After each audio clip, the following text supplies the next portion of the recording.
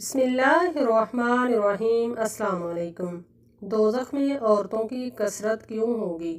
حضرت عبداللہ ابن عباس رضی اللہ عنہما سے نقل کرتے ہیں کہ آن حضرت صلی اللہ علیہ وآلہ وسلم نے فرمایا کہ مجھے دوزخ دکھلائی گئی تو اس میں زیادہ تر عورتیں تھیں جو کفر کرتی ہیں۔ کہا گیا حضور کیا وہ اللہ کے ساتھ کفر کرتی ہیں؟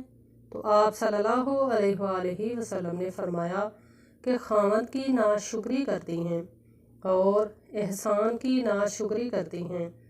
اگر تم عمر بھر ان میں سے کسی کے ساتھ احسان کرتے رہو پھر تمہاری طرف سے کبھی کوئی ان کے خیال میں ناگواری کی بات ہو جائے تو فوراً کہہ اٹھے گی کہ میں نے کبھی بھی تجھ سے کوئی بلائی نہیں دیکھی۔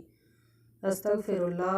اللہ تعالیٰ سے دعا ہے کہ اللہ تعالیٰ مجھے اور سب عورتوں کو اپنے شوہر کی فرمانبردار بیویاں بنا کر رکھے۔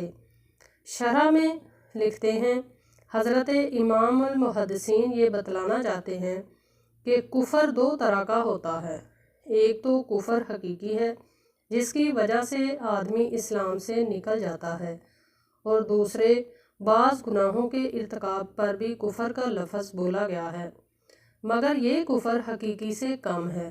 ابو سعید والی حدیث میں ہے کہ آپ صلی اللہ علیہ وآلہ وسلم نے عورتوں کو صدقے کا حکم دیا اور فرمایا کہ میں نے دوزخ میں زیادہ تر تم کو دیکھا ہے۔